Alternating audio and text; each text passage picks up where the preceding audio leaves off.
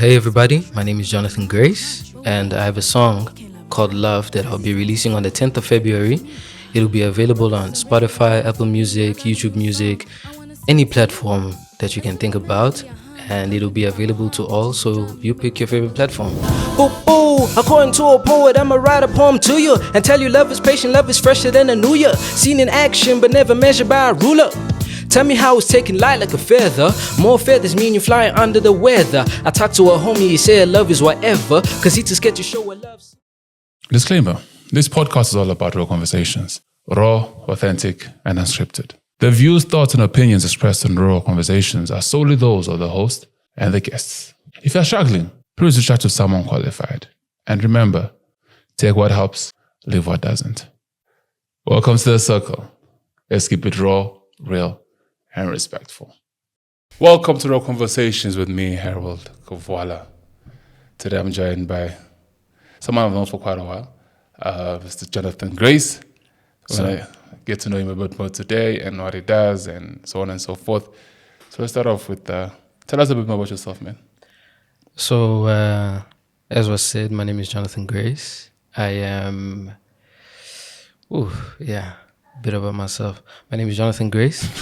I'm a Congolese, much like my brother next to me. Of course. But I grew up here. Yeah. And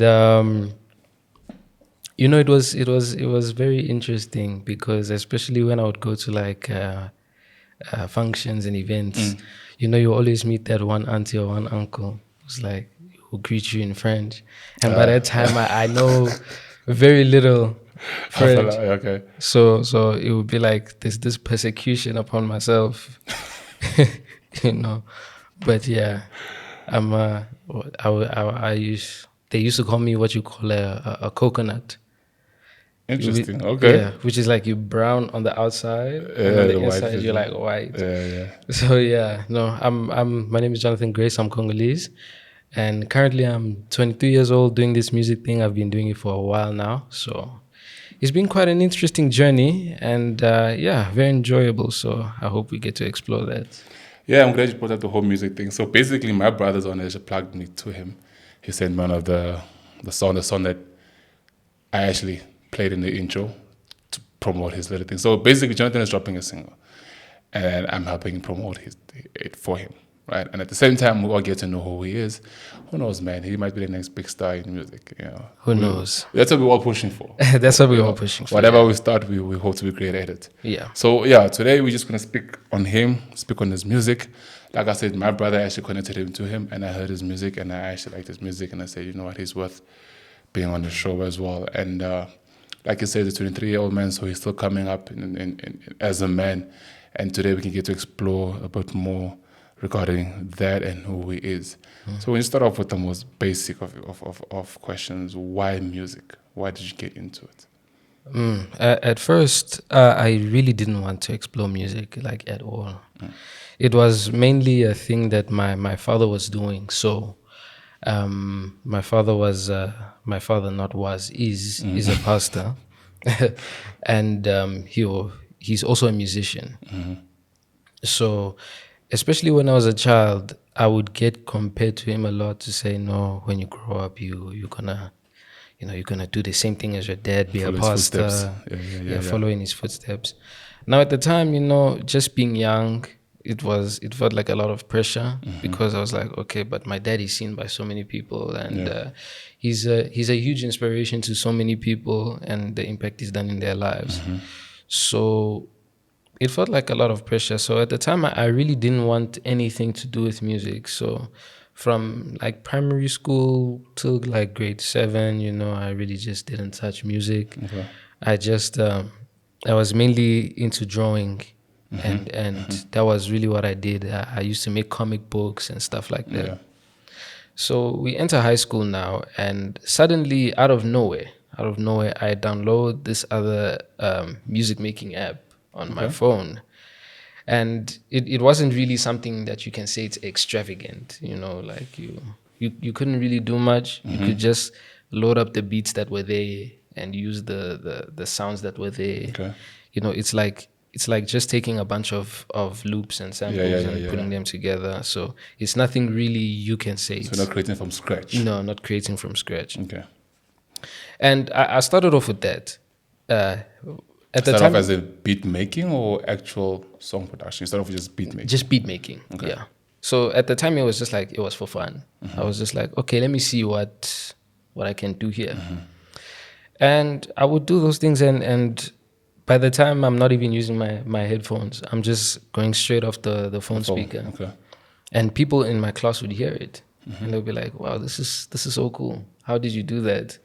And me being myself, now we call it aura farming. Of course. We call it aura farming now. So at the time, we didn't even know the word aura farming. So I would just be like, nah, a magician never reveals his secret. Yeah, magician never reveals his secrets. So yeah, people would be asking questions and stuff like that.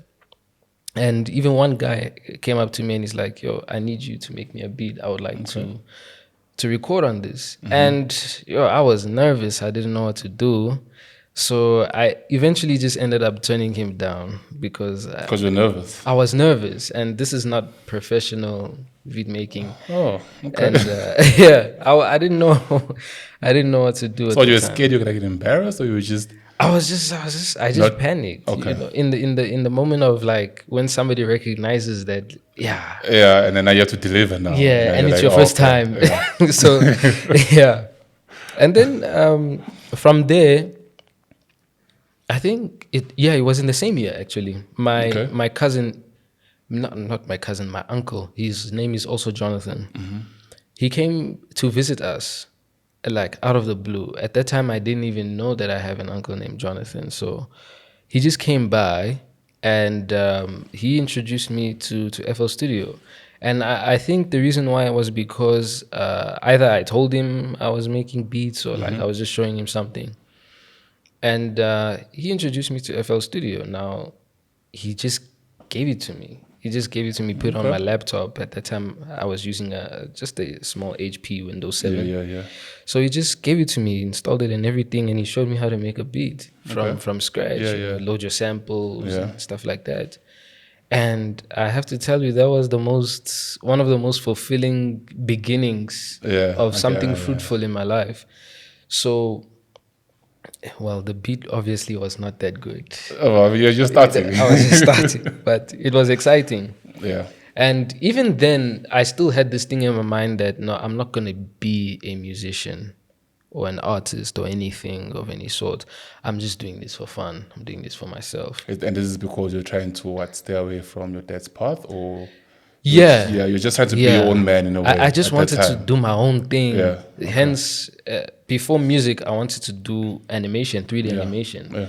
So I think that also was part of me trying to like just be my own man in a sense, And I say quote unquote because being your own man does not necessarily mean that you will not follow in the footsteps of somebody. Valid. True. So yeah, it was for fun. And I continued. I started really my beat making journey in grade 8. And we continue, fast forward, COVID hits. And now it's like 2020, everybody is trying to find out what the heck am I going to do? Yeah. And now this is where social media really, it's picking up. Everyone now. that actually started anything during that time actually blew out. Exactly. A lot of successful businesses and big content creators started off during that pandemic. So when that hit, I was really at home. And by that time, I really didn't want to go to school. So I just stayed away. Okay. Not really because I had like a choice per se, but due to reasons during that time, I was just like, okay, I'm not at school. Let me just stay away from it. And let me just make beats and stuff. Then one September, I would say 1 August. Okay. During that year of 2020, I was just like, let me just write a song. And I wrote a song. And then I released it around September. It was my first song released ever on streaming platforms called Purpose. And that it's not the first song I've ever like recorded ever. Yeah, that's just your first drop. My first first official drop. Yeah. Yes. So before even that happened, I was doing a lot of experimenting, recording my voice on some of my own beats and stuff like that. But the main goal at that time was just I make beats and I want people to be on my stuff. So yeah. So you're like more of a producer. Yes, I wanted to be more. And then you said artists to come in and just Yeah. So I had a guy, he liked my beats and he would want to be on my stuff. So yeah, like we worked together on a few projects. And then I was posed this question one day by an individual, say, okay, making beats, are you gonna charge people for it? And at the time I was like, yeah, I really want the money. I really would like the money. You charge people, you get like a young few something. Yeah. But that's where a lot of the issues began now with the person I was working with.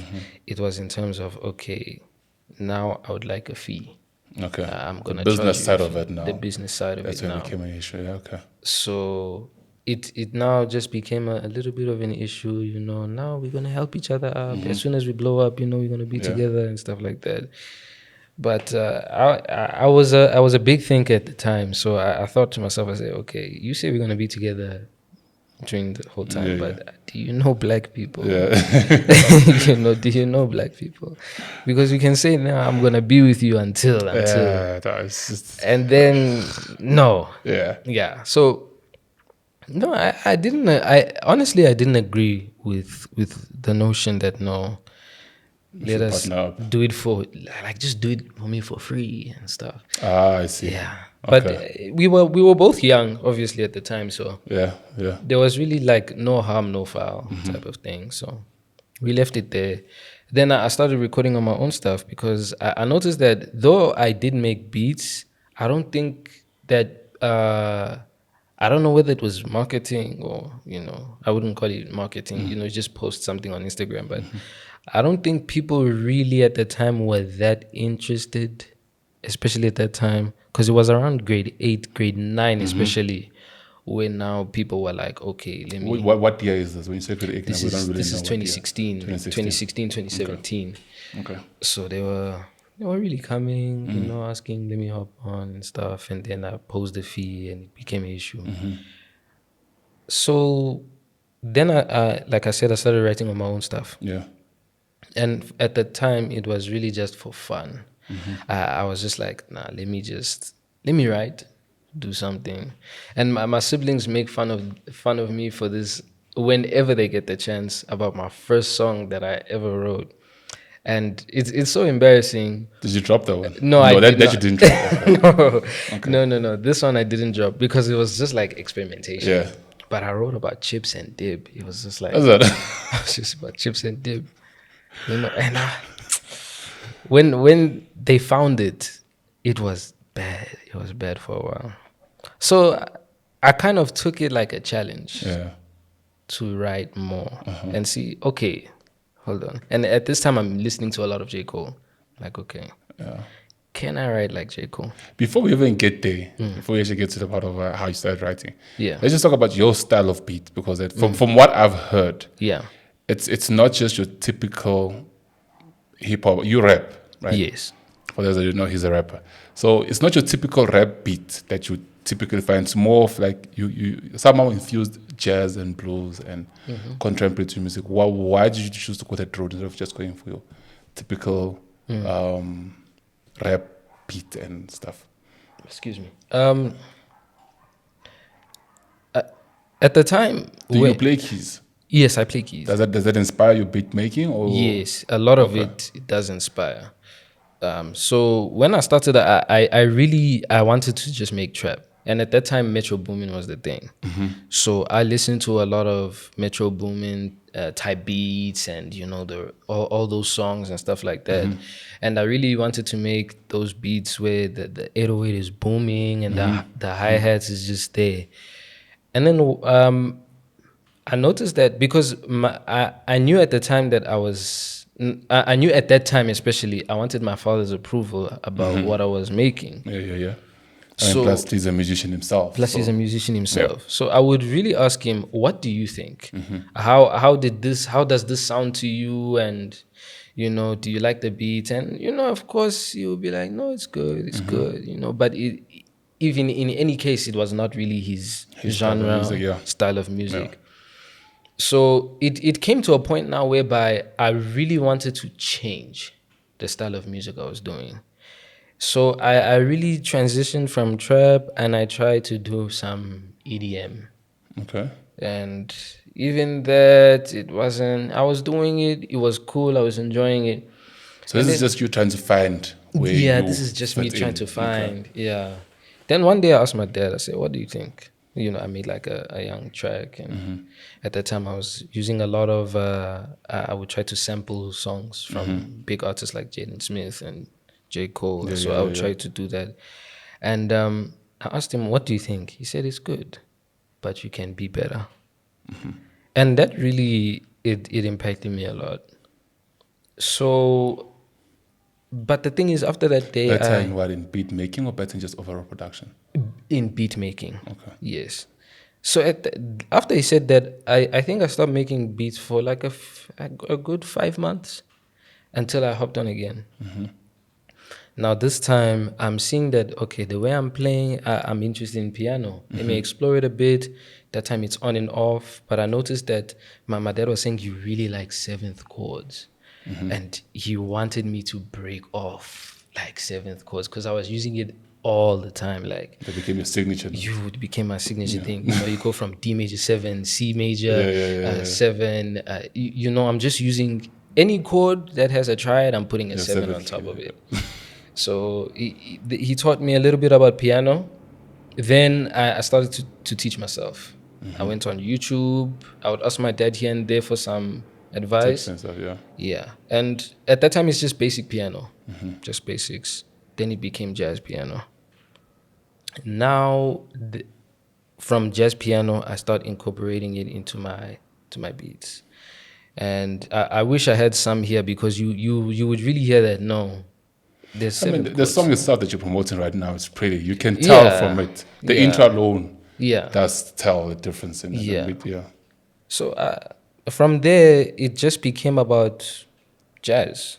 It just became about jazz. I'm looking at jazz videos, how to play jazz piano, how to play this run, this riff, stuff like that. So although I'm not where I want to be right now, that itself on its own influenced a lot of how I make my music. And that became your foundation. It became my foundation. Yeah. So from there, it's just about, okay, how do I navigate this now? And my dad was there throughout the journey. No, son, play like this, play like this, play like that. So giving me variety. And from the variety comes now you have to think differently about how you lay out your beats. Because you cannot. Production now. Now this is production, yes. So I cannot just, not that you can't, but from the way I was thinking now, I was saying I cannot just use trap all the time and I want to use jazz. You can't do that. There are plenty of songs out there. But the way I was thinking, I was saying, no, I want to be authentic. I want to really know, okay, what can I do? What is my style? Yeah. And from there, that's where we are now. So it's just been a whole journey of refining. Of discovery, refinement. Yeah. Work in progress. Yeah. Okay, so that's how you started your style of music. Now let's now go to your writing. So there's a question: are you a gospel rapper or are you a Christian? It's just a rapper. I am a gospel rapper. So you rap gospel. Yes, I rap gospel. And you're a Christian as well. Yes, I'm a Christian. Okay, so okay, we've established that. So now even your music's all going to be Christian related. Christian related stuff. Okay, so now let's go into your lyrics. Now, how are your lyrics? How do they come about? What inspires them? The Bible, life. A lot of it from the Bible. Yes, I have a lot of my songs derived from Bible verses, like Proverbs and Matthew 11:28. And in terms of inspiration, it really knocks in at any hour. Honestly speaking. Like I can be reading a verse and I want to write about the verse, or I can remember something that happened in my past, such as, for example, I had a friend, maybe they did me wrong. How did I deal with that situation, and who did I look to after they did me wrong, for example? So from there, I don't want to give songs of hopelessness. I want to make songs that give you hope that, okay, even if you have a friend that did you dirty, there's always a permanent friend in your life that you can always run to and go to. So I would write songs of hope, and my dad would help me write throughout, especially the beginning. He would help me to write, okay, but you can't end the song like this, end it in this way. So when it now you accumulate the idea of what you want to write, then I would start writing down, and there will be a verse. Is this pen and paper or is this tablet? Where were you? At the time, this was pen and paper. Okay. This was pen and paper. So now you tablet now you Now phone now. it depends, Digital. really. Now it's mostly digital. Sometimes I would Go back to pop pen out and a pen paper. and paper, but now mostly it's digital, because I mean it's faster, it's easier, Accessible as well. Yeah. So the inspiration can really come from anywhere, and but the way to write, I cannot just write anyhow. I have to write in a way that is inspiring. I have to write in a way that people, when they listen, they say, "Yeah, I feel good. I feel like I've been told the gospel too after I listen to the song." So in a way, you're gonna say you're evangelizing through your music. Yeah, definitely. So your message, pretty much for every music, is just to inspire, and get people Yeah. more hooked to Jesus Christ. That would technically be your message. Yes, my whole goal here is for people to come to the knowledge of grace, Okay. and understand that the things we have, and the issues of life, you cannot go through them without grace, and you cannot attain without grace. And a lot of it is about righteousness, that righteousness is a gift. It's not something that you necessarily try to do with works. So I would, a lot of my songs, especially if you just listen and you go line by line, you can see that, no, this is about this is about that, but in the end, grace was there. Yeah.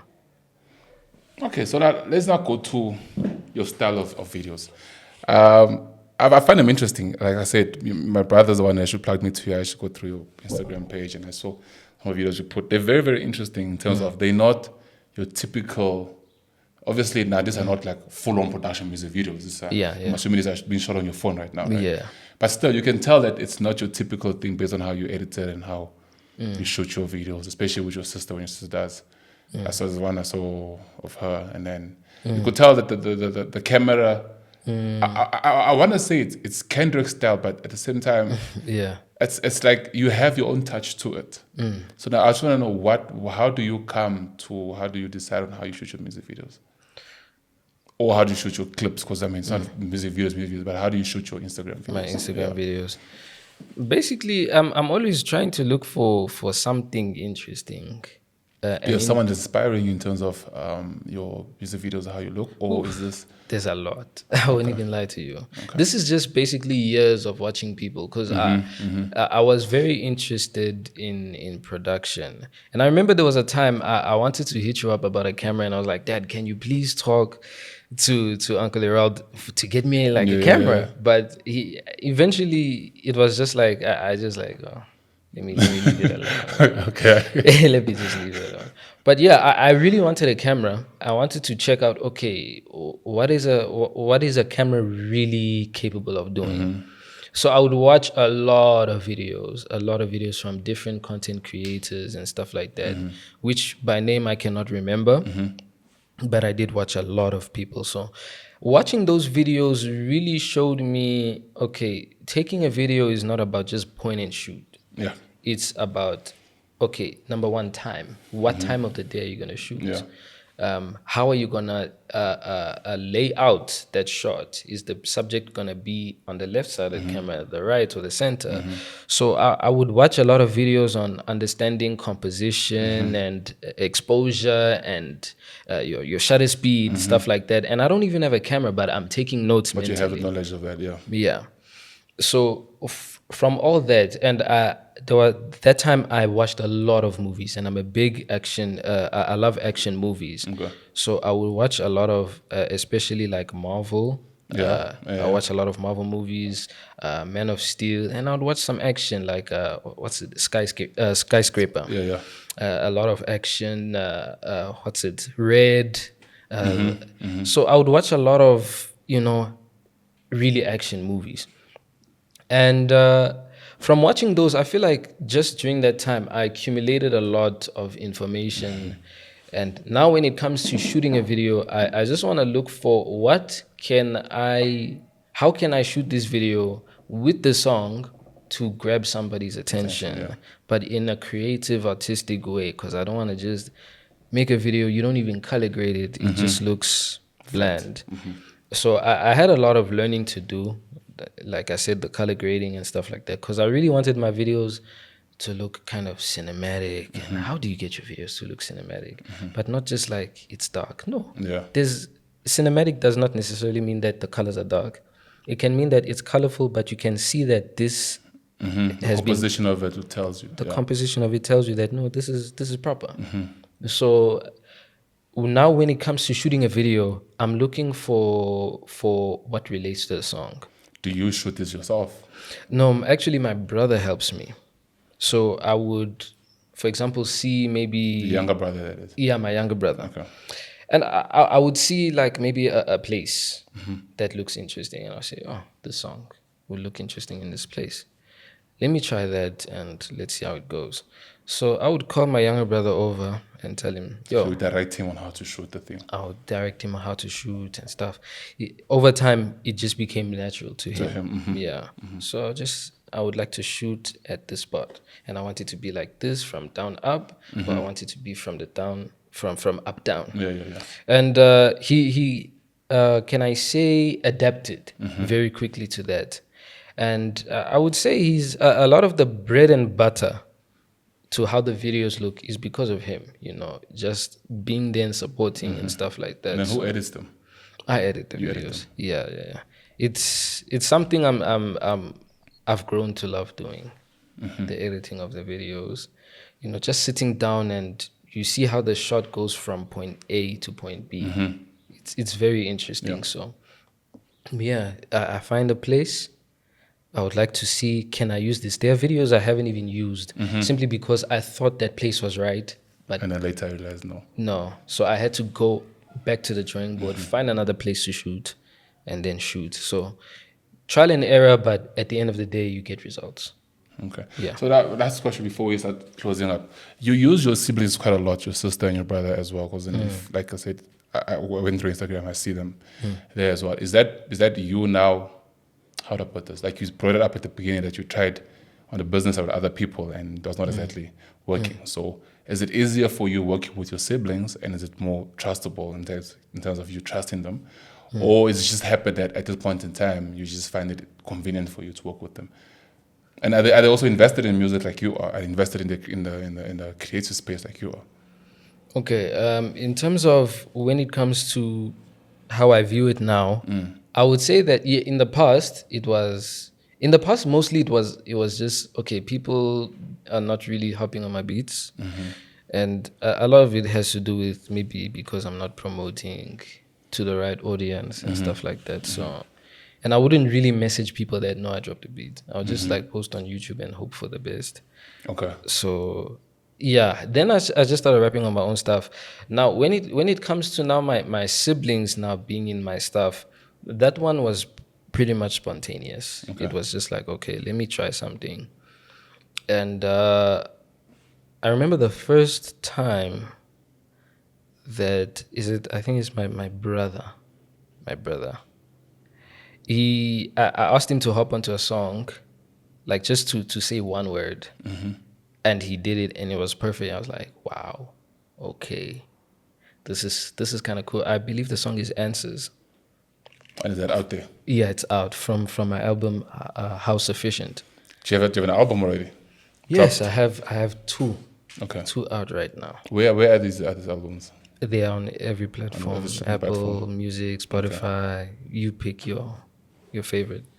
So from there, it just became a thing of, okay, let me try my sister now, because I know she sings a little bit. So let's try it out. So the first time, I believe, if I remember correctly, the first time I really tried it out was with my song Views from the same album, How Sufficient. And she did it so well, and I was in love with it. So from there, How Sufficient was like a ground, was like, okay, now we've set a foundation. This is now what we're doing. And then from there on, it was just a lot of experimentation. So I wouldn't say that me working solely with my siblings is a result of the past, what decision I made. But I think it's a thing of, okay, I can't just do everything on my own. I can't hit a female note. A song might require that. for that. So who can I use? And my sister is there. So I'll pull her over. And we work on the song together. I write the chorus, I show her how to sing and stuff like that, and the song becomes beautiful. And then we just release, and that's it. Yeah. Okay. But this is interesting talk, man. So now we're gonna get to the actual reason why you're here, because it's dropping a single. Yeah. I'm sure by the time this airs, it's probably gonna be out. It's dropping on the 10th. On the 10th, yes. Yeah, but I'm sure by the time this airs, the single's gonna be out already. So Yeah. let us have a quick breakdown of what that single is. What inspired it? So basically, what inspired it, and what's the message with the single? Okay. So the song is called Love. And I made sure it's especially called Love with a period at the end of that word. So love, full stop. That's it. Because when I was writing this song, I was thinking about, okay. And at this time, before I get there, I was trying to understand, okay, what really is love all about? Because there are so many things on the internet that tell you what love is like. So, love is to maybe buy very expensive things for your woman, or love is to, there's a lot of information. Materialistic, and emotional, and it's social. It's social in the sense that you just take videos to show people that social experiments. And all that stuff. Yes. And my dad would tell me all the time, says, do not pay attention to what's going on the internet. Because a lot of what you see, that's what's happening there at that time. And when that camera switches off, who are they really? Reality kicks in there. Reality kicks in. You can find out that on camera they look so lovey-dovey, but then behind the scenes they fight so much. It's like, what is going on with these people? Are they really in love as they show? So it's just for sure. So writing this song, Love, it was like, okay, why am I writing about this song? Is there something that I want to understand about love? And that is, okay, love does not force anything. Love is patient, as the word says, love is patient, love is kind, long-suffering, all that. But to understand it, to really live in it, because we can have an understanding, it's cool, but can you live out that love? So writing that song, in the first verse, I say, according to a poet, I will write a poem to you and tell you love is patient, love is fresher than a new year, seen in action, but never measured by a ruler. So meaning that love, you can't quantify it. Love comes in many forms, but it comes from one person. So if now we really want to force love, then everything that I've said, and it's null and void. It's just null and void. Because what do you mean that when you show love, it must be given back? No, love is when we look at in the life of Jesus, He showed love to the sinners. He didn't ask for it back. Yeah. But in turn, they just followed him. The sinners loved Jesus more than the religious Pharisees and the people. Factual. So love is not necessarily about I have to see it in order to give it.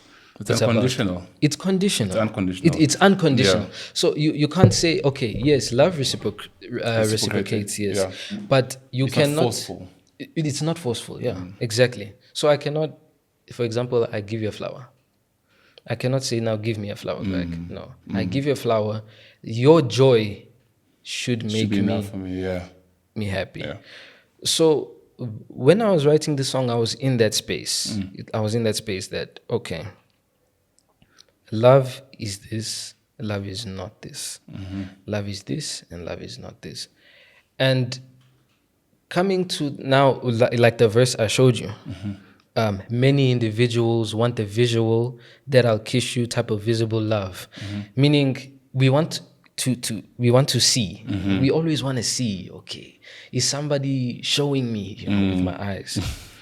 But that's not love. That's just you wanting attention now. Yeah. That's not you wanting love. There's no problem with wanting love because love is there. We all need love.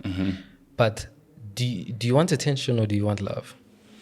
So many individuals want the visual that accuse you type of visible love, that treat me irreplaceable love, that keep me in peripheral, always wanting, so their fountains always lack, missing the keynote, something isn't in your bank. So actually, that last verse is just a play on words, missing the keynote, something isn't in your bank. So you just go from note, because note, it comes now, you think about the rand or the dollar, you think bank. So missing the keynote, which is the most important thing, the most important note. So it's like note and note. Yeah. Both are important. We need money and we need to read. We need a note. We need a note, and the note is in the word. Yeah. So something isn't in your bank now means that your bank, you are empty. You're missing the keynote. You are the bank. So we miss a lot about love. We misunderstand love a lot. So this song Love, it's not really a song for Valentine's Day, because people were asking me, they were like, yo, I mean, when you... Because I mean, the start alone says like... they're like, yo, man, it's for Valentine's Day. Why didn't you drop it? Somebody literally asked me, why didn't you drop this on Valentine's Day? And basically, my answer to that is, it's not really a song about holding hands and kissing and whatever. There's a message to it. There's a message. There's a much deeper message, that the youth has to know. And one thing about myself is that when I make these songs, I have the youth in mind. Because I myself, being a youth, with what I've been through in my past and all the emotional ups and downs, I would like to help other youth, whatever age, until my age and going forward. I would like to help all youth see that, no, there is a greater love, which is in Christ Jesus. That's the best love you can ever receive. All the other love that comes as a result of you being in the love of Jesus, it's like a bonus. Yeah. So you don't worship the love of man. Yeah. You appreciate it. But the love of Christ is the love that sustains you perpetually. Yeah. So the song is, in essence, just about focusing on the love of Christ and what love is really about. Yeah. All right, man. We can go on and on and on, but now I think we're gonna get to the part now where we're actually privileged enough. He's actually gonna perform it for us. Obviously, you're gonna get a bad track, but his vocals are gonna be live. So at least that much for a fact. So, man, we're gonna reset up this place, and then we're gonna hand it over to him, and then he's gonna do his stuff. Hey everybody, my name is Jonathan Grace, and I have a song called Love that I'll be releasing on the 10th of February. It'll be available on Spotify, Apple Music, YouTube Music, any platform that you can think about, and it'll be available to all, so you pick your favorite platform. Let's get into it. He loves me. He loves me not true. He loves me, true. He loves me not true. But wait, okay, he can't love me not. Cause he sent his son to die for me. Roses are red and violets are blue. I got a new song I wanna sing to you. A simple melody I hum, accompanied by my heart, which is the drum. You make me stumble like Rebecca. So you my Isaac, oh my, what's better? And you say you'll be by my side, so why be afraid of the terror by night when you're my knight in shining armor? By the way, you make me feel richer than silk, so I write to the Most High God. He keeps me heavily guarded, and I flourish like a well-nourished garden. If I'm strange to you, I ain't from here like a Martian, like the nursery rhyme. I better keep it marching. He loves me not, he loves me, he loves me not. But wait, he can love me not, cause he sent his son to die for me. Yeah, love, yeah. L-O, L-O-V-E, L-O, yeah. L-O-V-E, L-O, yeah. L-O-V-E, love, love. L-O-V's in you, yeah. Oh, yeah, it's in you. Oh, it is in you. Yeah, yeah, yeah. Boo boo, according to a poet, I'ma write a poem to you and tell you love is patient, love is fresher than a new year. Seen in action, but never measured by a ruler. Tell me how it's taking light like a feather. More feathers mean you flying under the weather. I talked to a homie, he said love is whatever, cause he too scared to show a love seen it like never. Another homie told me she's too scared because of her past. Them two had a conversation and they made a pact. The fact she opened up was a sign. Love is there, listening ears, grounds for the heart's eye. Two individuals, the same rhythm, joined alike, different explanations, but they synonyms. Nonetheless, there's a love that covers all. You can hear his heartbeat resonating like a basketball. Yeah. L-O-V, cause it is in you, Jesus. True love is in Jesus. Many individuals want the visual that I kiss you type of visible, that treat me irreplaceable, that keep me in peripheral. Always wanting so they fountains always lack. Missing the key, know something isn't in your bank. You say money is the root of all evil, but loving it is way more biblical to those who really know. Something I find in common with the masses is they say love is blind, so I give you my glasses. It's in a God who came to be man, so famous is mad, but not all are trying to be fans. Someone told me they love me, but never meant it, like it's never that deep when it is. It's ocean level. We trying to play around, expecting a medal. So perfect love isn't located where the humans occupy. Yeah. L-O-V-E. Love is in Jesus, the only way, the only truth, the only life. It's in Jesus. Love. Yeah. What is love? What is love? What is love? What is love? What is love? What is love? What is love? What is love? Yeah. Ladies, that's true. Was you? I did. Whoa. Oh yeah. You're my child. He said I'm here. Let's go, gentlemen. I was so blind, yeah. Lost my eyes, yeah. Oh, he came by and gave love I've never touched. It is the first love, yeah, yeah. And Jesus, you made it so I see. L-O-V, L-O-V is in Jesus. True love is in Jesus. Only in Jesus. Oh yeah, only in Jesus. Let's run it back, let's run it back, let's run it back. Yeah. L-O-V is in Jesus. Only Jesus, the way, the truth, the life. Oh. True love is in Jesus. True love is in Jesus only, yeah. True love is in Jesus. What is love? Again I say, what is love? Is it you? Is it him? Is it her? Is it they? Is it them? No, it's not. It is one. Only one. Spell it with me. J-E-S-U-S. J-E-S-U-S. 'Cause it's in Jesus. Nobody else. It comes from Jesus. True love. Love.